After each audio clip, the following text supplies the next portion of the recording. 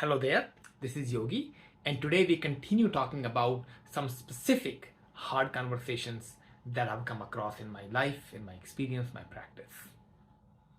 And that hard conversation today is how to receive feedback, receiving feedback. Yesterday we talked about how giving feedback is hard, but receiving feedback is also hard. And what's hard about it exactly? Well, when we receive feedback, anything that is negative about us takes us to that primal evolutionary urge to respond, fight or flight or freeze. It hurts. And this is true even if we logically know that the feedback is good for us, it's helping us, but the fight, flight, or freeze response happen at a limbic system level. The part of the brain that knows it's good for us, it's at the cortical level, cortex level, and usually the stimulus or stimuli are processed in that way, in that order, and once the limbic arrest happens, that takes over. That predominantly determines how we feel, and we do feel this fight, flight, or freeze response when we hear anything negative about us, typically. We also tend to become defensive when we hear feedback, and we tend to hide our feelings when we become defensive. We don't want to show that we are vulnerable, and that shows up in our nonverbal communication in talking to people, talking to the person especially who is giving us feedback, and they get a sense that we are not taking it well, and that makes it hard for them to give us feedback in the future also. So, and this whole cycle continues. Every time you receive feedback, it's less likely you will receive it again, and then so shortly, and eventually you stop receiving good feedback. Now, how do we make it easy?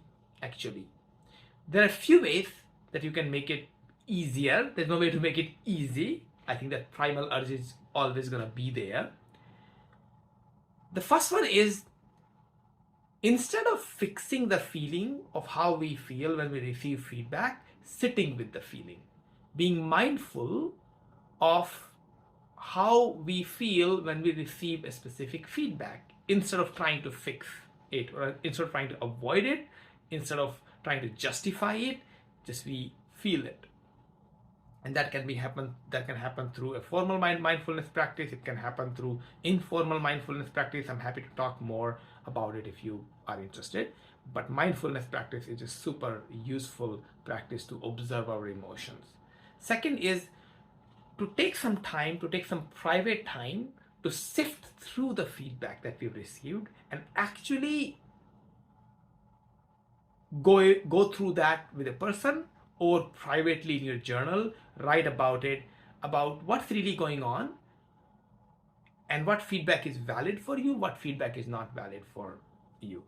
A lot of times we tend to take any feedback, any negative feedback, as it's about us, or some people tend to just reject all feedback, and neither extreme is actually useful, right? And the third thing that really helps to take feedback, to make it easy, is to look at the bigger picture. Feedback doesn't define you. That's not the only piece of information about you that is to be believed. There are a lot of other things, a lot of positive things, a lot of other feedback.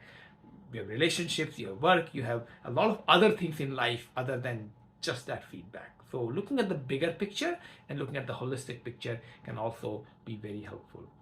Now, here is an example that I do in my own coaching experience. I do something called complaints exercise in coaching.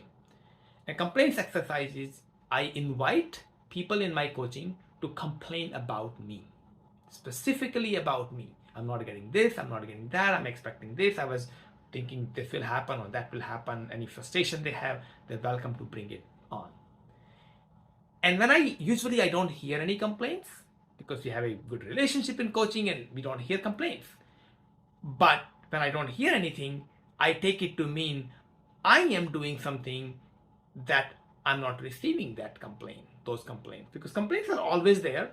Even slight frustrations are sometimes always there. And then it's my job, this is the skill I've developed over the past few years, how to ask for complaints so that people are comfortable sharing those complaints with me.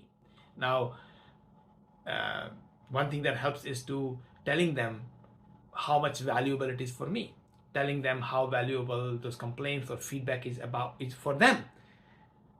Whenever they share something little, how to amplify what they said, clarify what they said, or connect with what they said so they can go deeper into that. All these are ways to get deeper into feedback and receive a lot more of the feedback. And after I receive that, or not even while doing I receive it, I do a lot of mindfulness observation, how I'm feeling. Even after doing this like tens of times or maybe even 50 times, I still feel this anxiety here and there about receiving complaints. And being mindful while I'm receiving complaints is a very useful tool.